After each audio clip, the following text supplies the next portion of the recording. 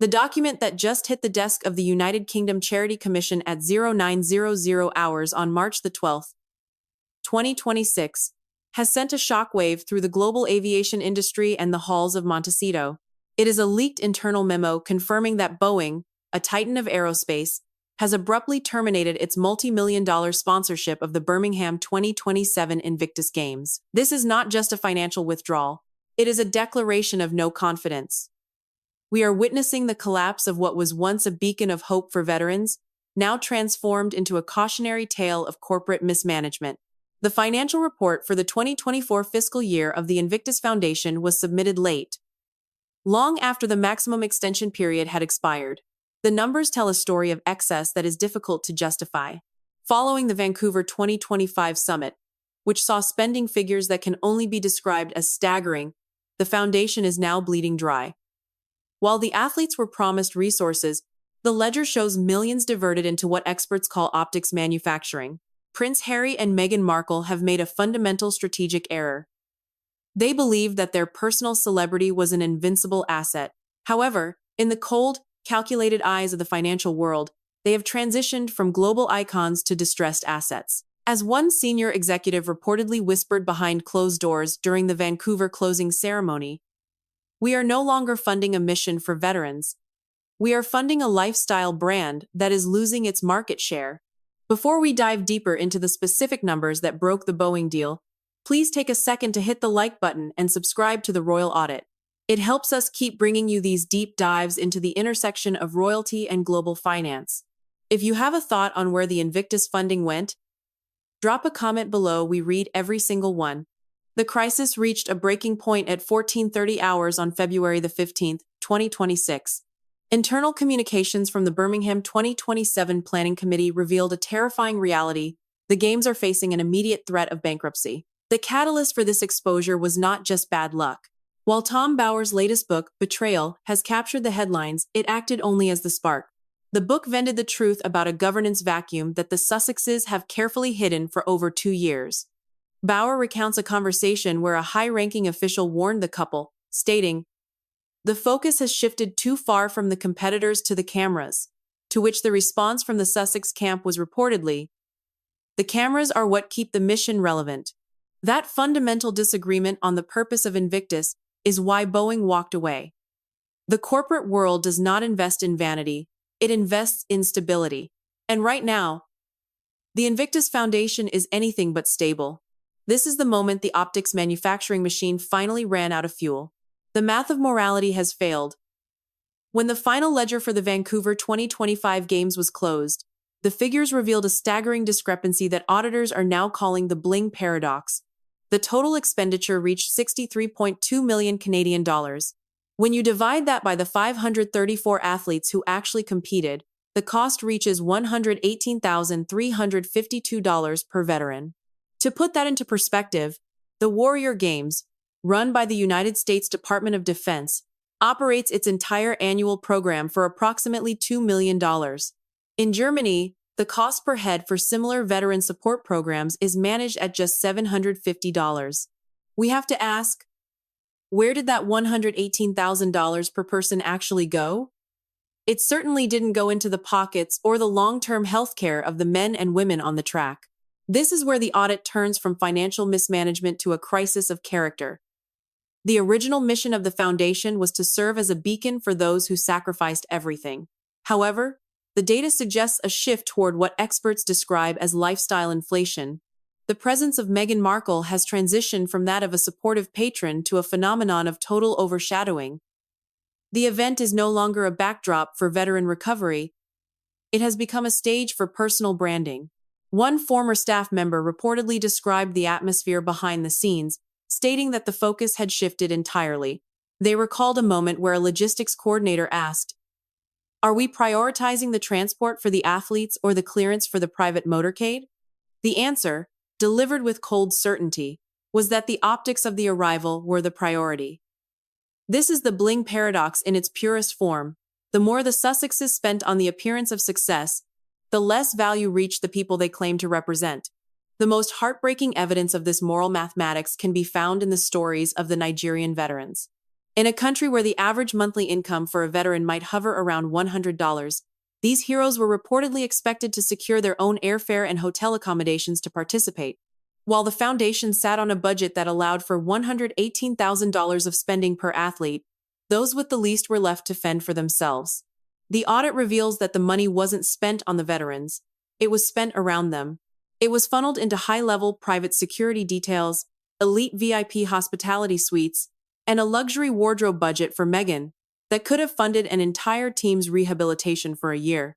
Critics are now pointing to this as a form of aura appropriation, using the bravery of soldiers to polish a celebrity image that is rapidly losing its luster. A high-ranking financial consultant was heard remarking during a private briefing in early 2026, "You cannot claim to be a champion of the marginalized while your dry cleaning bill exceeds the annual pension of the people you are visiting." This fundamental contradiction is why the Invictus brand is currently in a tailspin.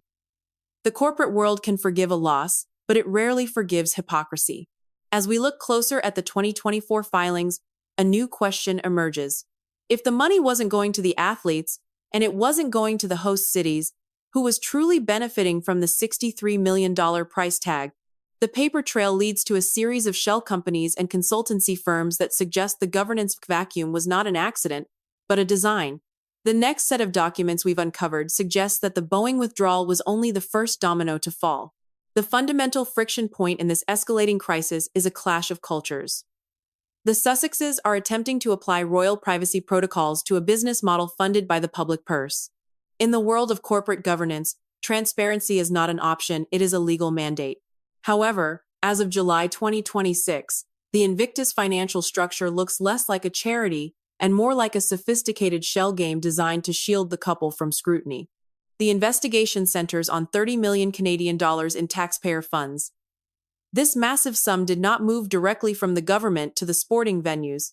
Instead, it was funneled through an intermediary entity known as the Vancouver Whistler Games Corporation. On paper, this was supposed to ensure local efficiency. In reality, it created a fog of war. Documents show that this corporation then paid a significant, undisclosed licensing fee back to Prince Harry's private charity in the United Kingdom, the Invictus Games Foundation. This is the black ink wall. When financial analysts requested the breakdown of this licensing fee, they were met with Appendix A of the government contract. This document is a haunting image for any advocate of transparency. Page after page of heavy, black redactions.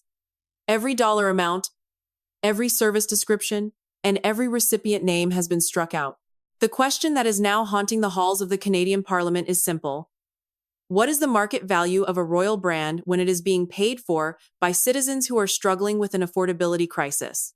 A senior Treasury official was reportedly overheard during an emergency session, stating, "We are being asked to subsidize a private brand under the guise of public service, yet we are forbidden from seeing where the money actually lands." The tension reached a breaking point on the afternoon of May the 14th, 2026. Financial expert Rachel Maxwell published a preliminary analysis of these missing millions on a public forum, calling for an immediate forensic audit. The response from the Sussex camp was not a statement of clarification, but a digital blackout. At exactly 1300 hours, the Invictus Canada website suffered a total collapse. It remained offline for exactly 3 hours. When the site finally reappeared at 1600 hours, the atmosphere had shifted from public outreach to high-security surveillance. The previously accessible financial reports were gone. In their place stood a security wall, hosted by Dropbox. To view any document, users were now required to provide government-issued identification and digital signatures, allowing the foundation to track the ID and location of anyone attempting to look at the numbers. This move has been described by legal experts as an act of corporate panic. One digital forensics investigator noted, "You don't build a digital fortress around your receipts unless you are terrified of what the sunlight will do to them." The Sussex's insistence on treating public funds as private property has created a legal vacuum that the Charity Commission is now moving to fill. The optics manufacturing machine is now working overtime to frame this as a security necessity, but the financial world isn't buying it. As the Boeing withdrawal showed, corporations do not trade in secrets, they trade in certainty. With the Birmingham 2027 Games looming and the black ink wall still standing, the foundation is moving toward a total freeze of its remaining assets. The trail of the $30 million leads to a very specific door in London, but what lies behind that door is protected by a level of secrecy usually reserved for national intelligence. The real question isn't just how much was paid, it's what they are so desperate to hide.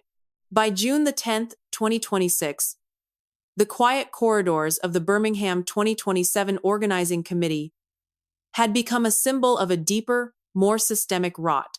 The resignation of Melanie Poole, the vice president of the Birmingham Games, was not an isolated incident. It was the final note in a symphony of departures that insiders are now calling the HR hemorrhaging. When a ship is sinking, the first to leave are often those who understand the structural integrity of the vessel. In the case of the Invictus Games Foundation, the structural integrity has been compromised by a leadership style that prioritizes the ego over the engine. This is the core strategic failure of the Sussex management model. They have attempted to run a global charity as if it were a private Hollywood production company, governed by the whims of personal image rather than the rigor of professional human resources. The exodus of high-level staff is staggering when laid out in chronological order. Before Melanie Poole walked away, the foundation witnessed a series of surrenders from its most capable female leaders.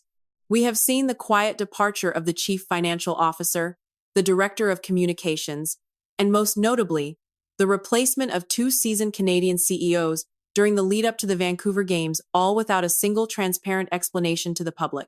For the professional women watching this unfold, the pattern is hauntingly familiar. It is the narrative of a workplace where absolute loyalty is demanded, but professional boundaries are non-existent. A former senior staffer, speaking under the condition of anonymity on July 2nd, 2026, described a culture where staff benefits and resources were systematically stripped back to fund the high-gloss requirements of PR tours. The psychological toll of this management style is reflected in a single, devastating quote that has begun to circulate through the London and Toronto offices. A former executive, during her exit briefing, reportedly looked at the mounting luxury expenses for the founders and stated, "She is bling, not rehabilitation." That phrase, bling, not rehabilitation, has become the epitaph for the current era of Invictus. It encapsulates the frustration of experts who join the mission to help veterans overcome trauma, only to find themselves tasked with managing wardrobe logistics and paparazzi coordination. The organizational chart has become a revolving door because the mission has been hijacked by what analysts call Sussex LLC. In this corporate environment, the veteran is no longer the client. The veteran is the set dressing. The tension reached a fever pitch at 9:45 hours on August the 5th, 2026, when an internal HR memo was leaked. It detailed a series of grievances regarding unrealistic expectations and the diversion of operational budgets into personal branding assets. This is the reality of toxic leadership. It creates a vacuum where talent cannot survive. When you prioritize the optics of the patron over the outcomes for the participants, you don't just lose sponsorships like Boeing. You lose the human capital that makes the games possible. As the Birmingham 2027 project teeters on the edge of collapse, the HR hemorrhaging continues to drain the foundation of its last remaining credibility. The people who know how to manage $40 million budgets and complex international logistics are being replaced by loyalists with no experience in veteran affairs. The question now isn't just who will run the next games, but whether there is anyone left in the industry willing to risk their reputation by working for the Sussexes. The black ink wall of the financial reports is now mirrored by a wall of silence in the HR department. But as we look at the final set of leaked emails, a new and even more disturbing pattern is emerging. One that links these staff departures to a specific set of meetings held in late 2025. What was discussed in those sessions that made the most loyal supporters of the veterans decide to walk away forever? The moment of reckoning arrived at 10:30 hours on February the 2nd, 2026. After months of delays and mounting pressure from the United Kingdom Charity Commission, the Invictus Games Foundation finally submitted its 2024 financial audit. While the glossy press releases of the previous year spoke of unprecedented growth and global impact, the raw data within these documents tells a story of systemic financial diversion. The Sussexes' core strategic miscalculation was the belief that a polished public image could permanently mask a decaying balance sheet. In the world of high-stakes auditing, numbers do not have a PR department. The most jarring revelation in the 2024 report is a phenomenon we call the inverse impact paradox. According to the filings, the foundation's total income actually increased by a healthy 41%. In any other charity, this would result in a proportional increase in aid. However, the audit reveals that direct grants to veterans organizations, the very soul of the mission, plummeted by a staggering 63%. The funding for those on the front lines of recovery dropped from over £534,000 to just over £200,000. Where did the surplus go? The audit points to a massive inflation of internal costs. At a time when veteran support was being slashed, the foundation created a new executive position with a six-figure salary ranging between £120,000 and £130,000. This figure far exceeds the standard benchmarks for the United Kingdom's charitable sector, especially for an organization of this size. One senior philanthropic consultant was recorded saying during a private review, "They are building a corporate headquarters for a mission that is supposedly losing its funding." The financial anomalies deepen when we look at the legal ledger. The foundation's legal fees tripled in a single fiscal year, skyrocketing from £45,000 to £150,000 without a single line of explanation. This has raised a firestorm of questions among donors. Is the charity's budget being used to subsidize Prince Harry's extensive and private media litigation?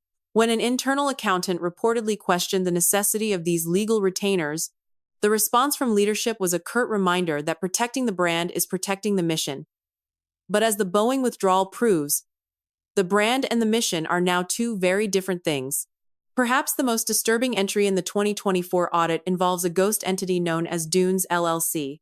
In the 2023 filings, this United States-based for-profit company received tens of thousands of pounds from the Foundation for Consultancy Services. However, in the 2024 books, Dunes LLC has completely vanished. There is no record of final payment, no explanation of the services rendered, and no trace of where that money eventually landed. The audit reveals a pattern of capital flight money moving out of the charity and into opaque, private structures. An independent financial analyst who reviewed the leak noted, "The Sussexes aren't just managing a charity, they are managing a labyrinth.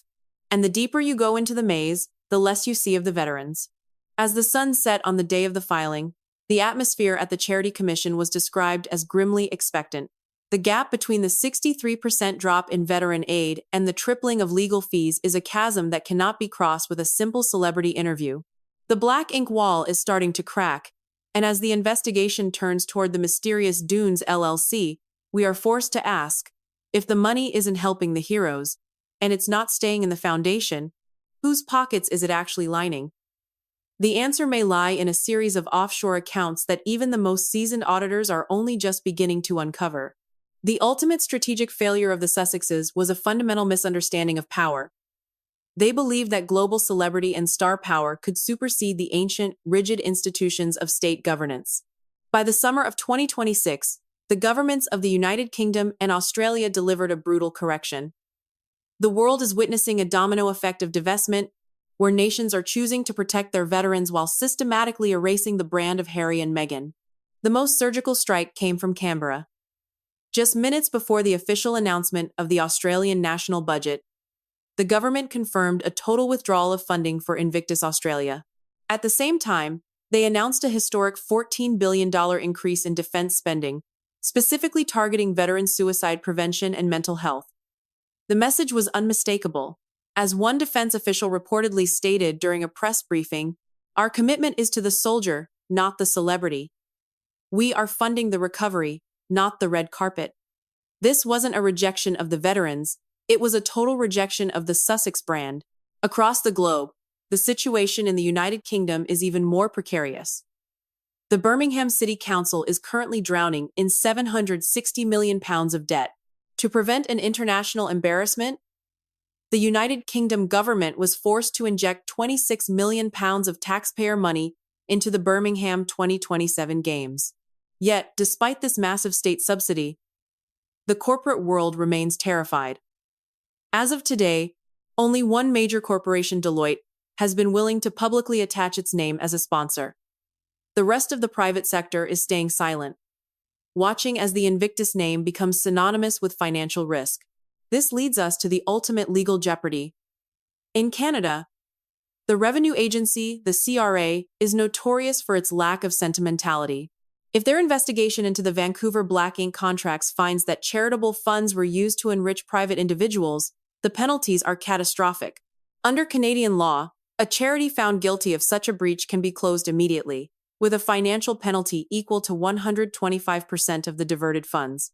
For an organization already struggling with a 63% drop in direct aid, such a fine would be a death sentence. We are watching the aristocratic punchline unfold in real time. For centuries, a royal bloodline was a symbol of service and duty, a blood guarantee of honor. The Sussexes attempted to commercialize that bloodline, turning a 1,000-year-old legacy into a luxury product. But in doing so, they have left a permanent black ink stain on the very mission they claim to protect. When you sell honor, you eventually run out of inventory. The empty seats at the next board meeting and the redacted lines on a government contract are the final verdict on a leadership model built on vanity rather than value. The question that remains for the veterans in Nigeria, the athletes in Australia, and the taxpayers in Birmingham is simple. When the bling finally fades and the legal walls close in, what will be left of the mission? If you followed us through this deep dive into the crumbling finances of the Sussex Empire, you know that the truth is always hidden in the fine print. This has been a special investigation for the Royal Audit. If you want to see the documents we've discussed and stay updated as the Birmingham 2027 crisis unfolds, hit the subscribe button and turn on all notifications. Every like and comment helps us bypass the black ink wall and bring these stories to light. What do you think? Is it possible to save the Invictus Games? Or has the brand been damaged beyond repair? Let us know your thoughts in the comments below. Thank you for watching, and we will see you in the next audit.